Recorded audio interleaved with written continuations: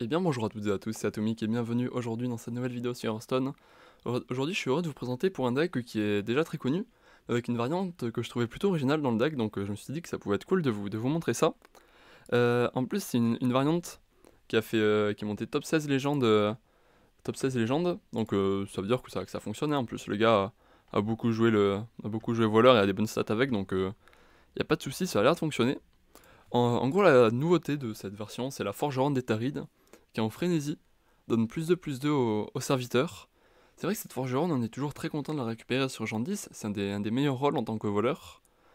Et du coup, ben, ici, il y a le choix de l'inclure directement dans le deck. En plus, on a quand même beaucoup de choses pour la déclencher. On a les deux ogres marchands, les deux amasseurs de gros lots, qui peuvent permettre de la déclencher. On a également un balai pour potentiellement donner rue à tout un board, du coup faire ruer 7-4-5 pour qu'elle s'endommage et ainsi pouvoir prendre des trades avec ce board boosté. Du coup, le but du deck ainsi, c'est de la jouer beaucoup plus tempo, beaucoup plus aggro, essayer de finir la partie beaucoup plus vite, parce que pour rentrer ces cartes, on se prive de la combo Alex plus Tenwu, donc on est très agressif avec cette version-là, donc on va tester ça directement. Est-ce que c'est mieux que la version Alex plus Tenwu? Je ne sais pas. J'ai pas assez testé pour le dire. Mais ce qui est sûr, c'est que ça fonctionne.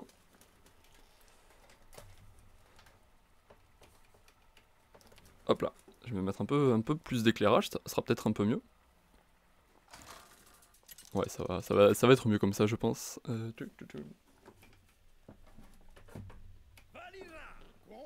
Voilà, on est bien. Hop. Ok, on est contre un DH, probablement un DH Raldagoni, on va tout virer, je pense, ici. Au mulligan, on va chercher principalement Escroc Arnaque ou alors le pieuvre bot, hein, c'est toujours la carte clé du deck. On a Jean 10, on a une main pas incroyable pour l'instant.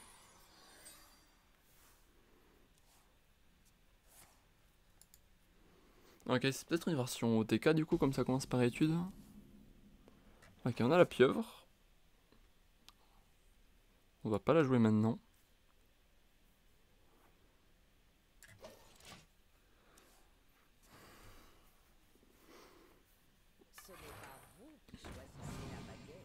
C'est dans quelle version qu'elle a le fabricante de baguettes?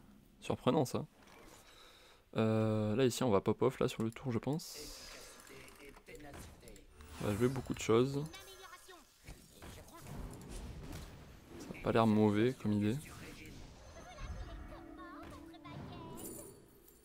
On va prendre le portail pour le prochain tour. 3 mana ça nous remplit parfaitement le tour. Et allez, comme ça on est T2. On a directement un excellent board, donc ça régale pour l'instant. On va juste peut-être manquer de follow-up sur les prochains tours, mais on a déjà peut-être le volume un peu qui sature. On a déjà notre T3 qui est tout tracé avec le portail du vent du néant, donc ça c'est pas mal du tout. Il va juste nous gérer la 2-1. Ah non, ok, qu'est-ce qu'il va faire? Il va faire l'aura. Ok. Bon bah nous on va faire le portail de notre côté. Et une aura qui part maintenant, ça veut dire que ça va être compliqué pour lui de gérer Jean 10. Ouais, par contre contre des HOTK, je pense pas que le match-up soit très bon, que ce soit cette version là, ou la version Tenwu. De base c'est un peu compliqué.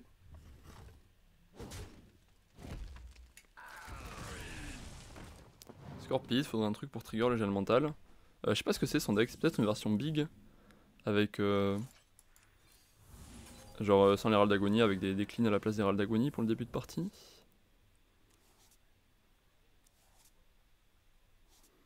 On va faire ça pour essayer de tenir un peu le board. Ça se faisait juste free trade par le Scorpide, donc c'était pas incroyable. Là on met un peu plus de plateau. Prochain tour on pourra Jandis Shadow Step potentiellement. Donc bon, ça va, hein, on a encore des options.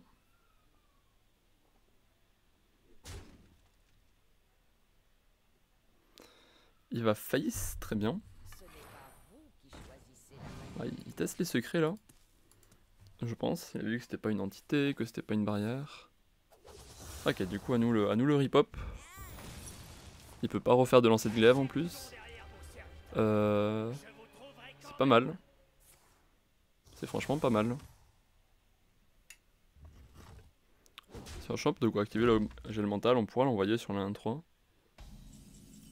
Passage secret, non, du coup, ok, on va faire Jandis, Shadow Step, Trade et aller face. Oh, sympa. Pas mal du tout. Du coup, on va faire ça. Ça part là. Et on va full face. Et waouh. Là, on lui met la pression, en plus de lui mettre beaucoup de dégâts. C'est pas mal du tout là, ce qu'on a eu sur Jandis. Ça a plutôt régalé. Après, bon, on sait que DH ça décline, ça c'est pas un problème pour lui, mais. Bon, là. Il est plus qu'à 15 PV, mine de rien.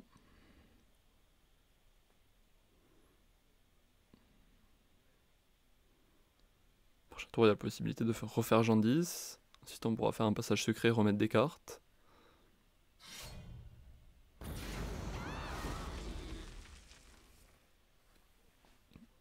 Ok, rien d'affolant pour l'instant. Il va mettre sa tête dans la 3-3, ok, très bien. On voit qu'il a été assez embêté à gérer notre board. Donc c'est de bon augure pour la suite. On verra s'il aura plus de facilité à gérer ce board suivant de Jandis. Voilà, on va pas perdre le temps à faire Kazakus. On va continuer à le mettre sous pression. Ok, du coup ça va chercher forcément la forgeronne dessus. Un peu forgeronne gel mental, hein, ça pourrait nous donner l'étal au prochain tour. C'est une option.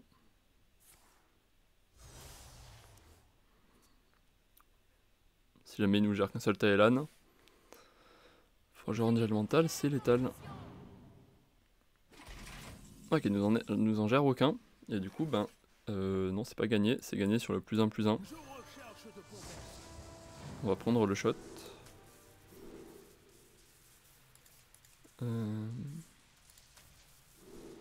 Nice. On l'a eu. Si je l'avais pas eu, j'aurais pris le spell power pour pouvoir envoyer gel mental dans la 4-4. C'est bien joué. Incroyable. Petite victoire du coup assez facile face à SDH. Je sais pas ce que c'était comme deck qui jouait. C'était assez étrange en tout cas. Mais bon, c'est la victoire qui passe. Ouais, je sais, je prends peu de rangs à chaque victoire. J'ai assez détruit ma MMR la saison dernière.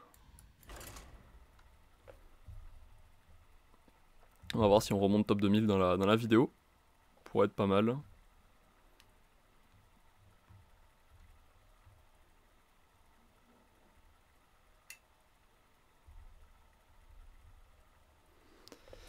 D'ailleurs, il me semble qu'on est 991 ou 92 au moment où je tourne la vidéo, donc je sais qu'il y a toujours qu'il y en a qui regardent sans être abonnés, donc n'hésitez pas à me soutenir, hein, il m'en manque 8 pour les 1000, donc n'hésitez pas à me rejoindre sur la chaîne en vous abonnant. N'oubliez pas surtout. Ok, Shaman. Shaman, c'est compliqué comme match-up, je suppose.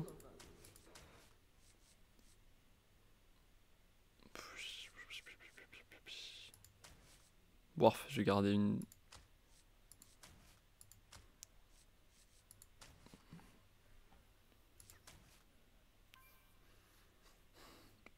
Je pense que je roll tout pour le pieuvre bot encore une fois.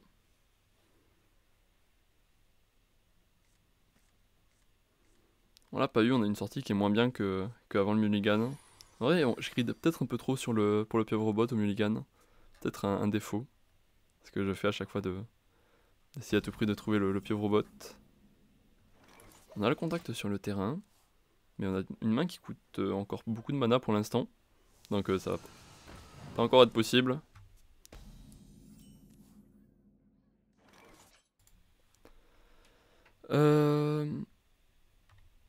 On va mettre un coup de dague pour l'instant, ça de 2. On va rester comme ça.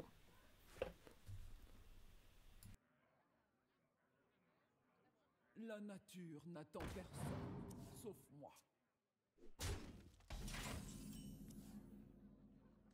Ok, désolé.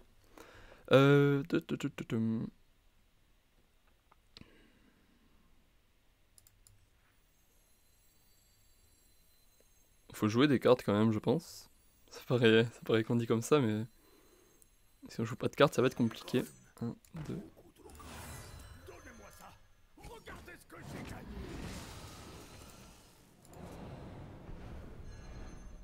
On peut faire ça, ça gère une grande partie de son board. Ça oblige à répondre sur notre contact sur le terrain.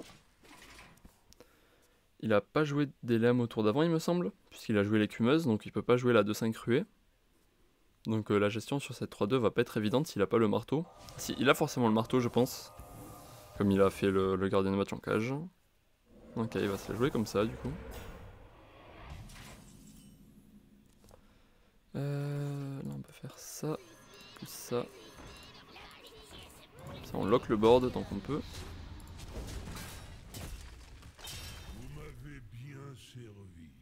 Merde, glissement de terrain. Non, il a pas de surcharge.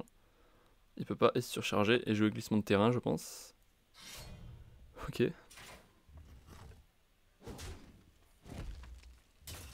On va poser la forgeronne et si jamais il arrive pas à la tuer, ça va être perdu pour lui.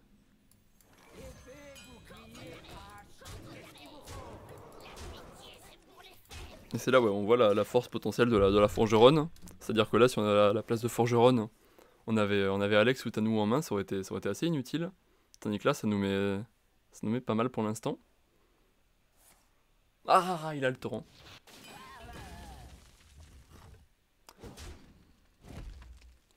Après, est-ce que c'était pas un misplay de la drop comme ça sans l'activer? Possible.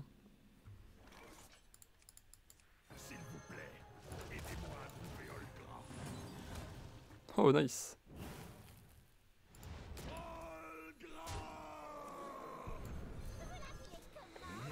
Allez, on va rechercher du spell. On va prendre ça pour se garantir l'état le prochain tour.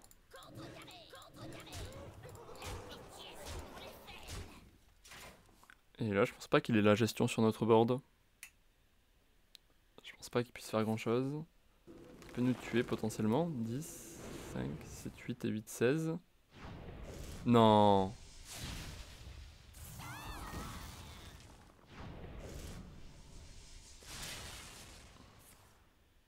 Sérieusement.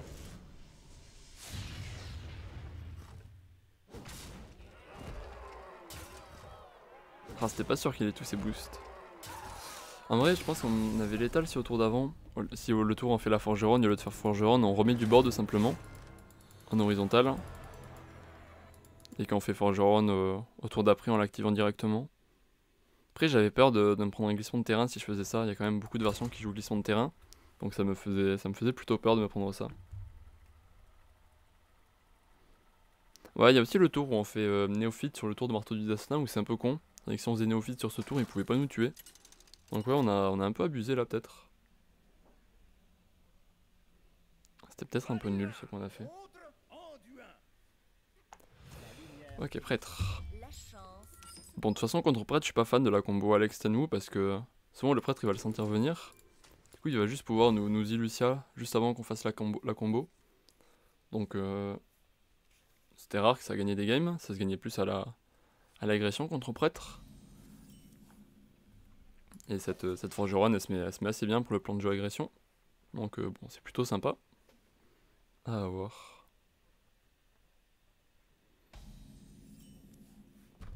Ok, on va jouer des cartes. Hein.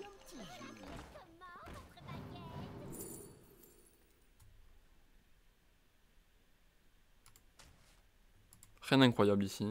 J'ai l'impression que les spells de mage ça a un peu baissé depuis la rotation. Je sais pas si je suis le seul à ressentir ça, mais en tant que voleur, de toute façon c'est moins agréable de récupérer des spells de mage.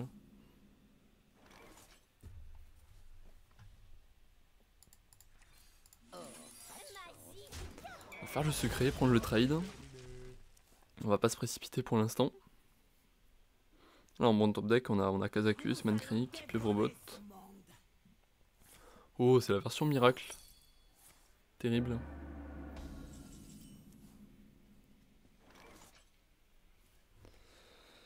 Comment on fait ici? Oh là là, on est déjà mal.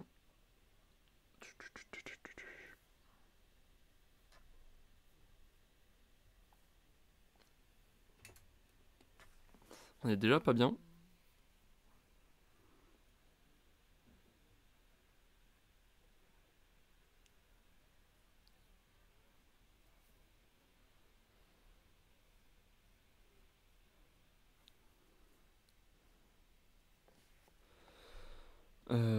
pense que je vais jeter le balai, c'est pas la carte, c'est la carte la moins précieuse que j'ai en main.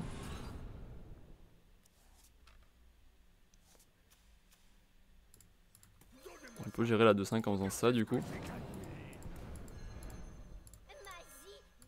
Ça veut dire que notre tour de contact sera potentiellement moins impressionnant. Si jamais on n'a pas le Shadow Step.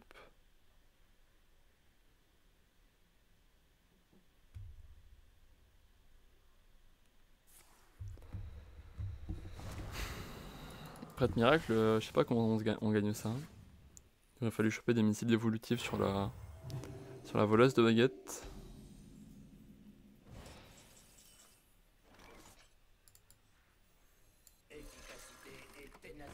Je sais pas faire rogue marchand dessus, sinon j'ai plus rien pour synergiser avec le contact sur le terrain au tour d'après.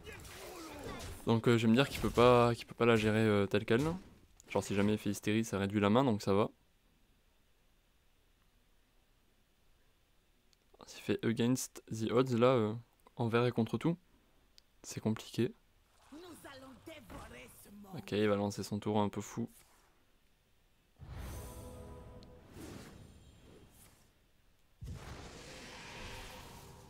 Terrible.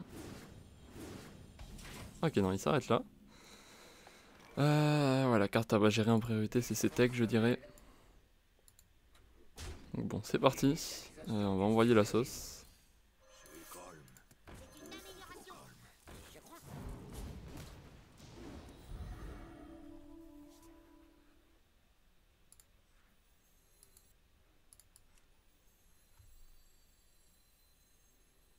On va piocher 2 cartes en faisant ça. J'espère avoir au moins une carte avec combo. Merde.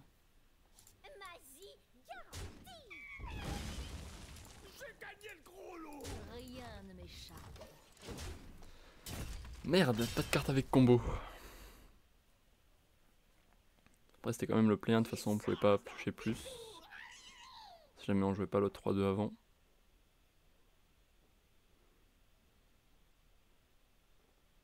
On pouvait pas gérer les 2-5. Après c'est surtout les 2-3 à gérer en priorité parce que sa main a beau coûter 0 si jamais il a pas de spell en main.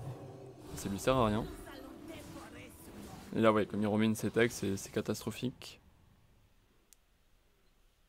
On va espérer que ça se tarisse rapidement ces spells là.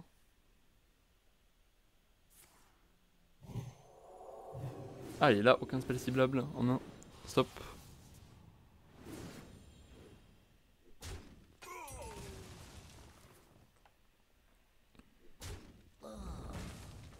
Oh, il va pas gérer notre 3, incroyable. Hein. Faut partir sur passage secret là, je pense. Essayer de jouer beaucoup de cartes pour pas grand chose. Ok, pas mal, pas mal.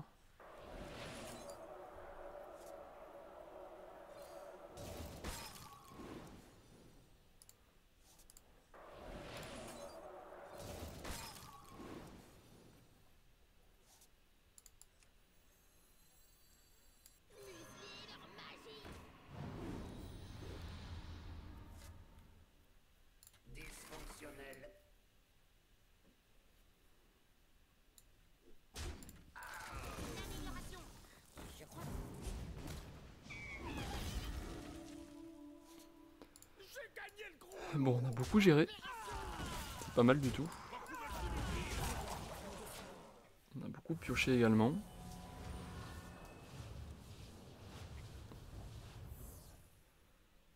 Ouais, on est pas trop mal, j'ai l'impression. Il a plus de CTEC en main, potentiellement. Ah putain, encore. S'il a des sorts pour cibler. Oh, faut pas qu'il découvre un sort qui cible.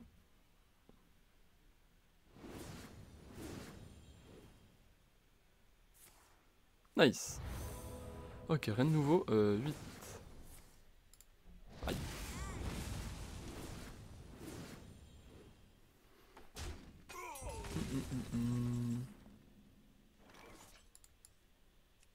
Non, il va falloir choper du lourd là sur la Jandis.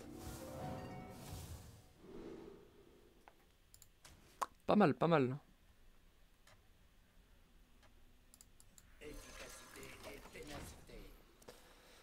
Le problème c'est que je me rends pas du tout compte de ce qu'il y a dans sa main, s'il y a beaucoup de spells qui ciblent.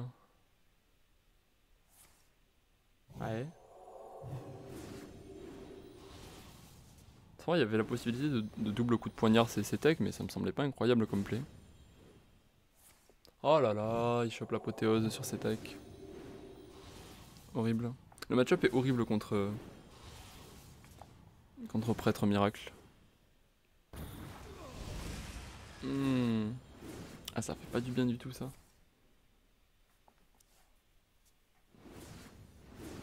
Je pense que c'est perdu ici. Je pense qu'on a perdu.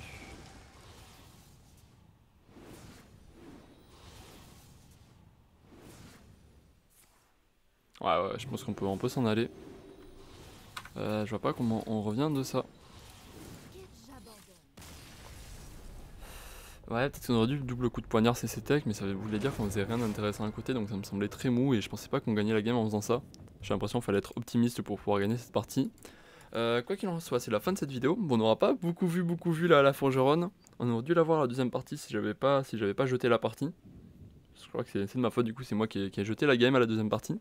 Du coup bon, si ça vous a plu, je vous invite quand même à vous abonner, ça fait toujours très plaisir. Moi je vous dis à très vite, c'était Atomic, et d'ici là portez-vous bien, au revoir.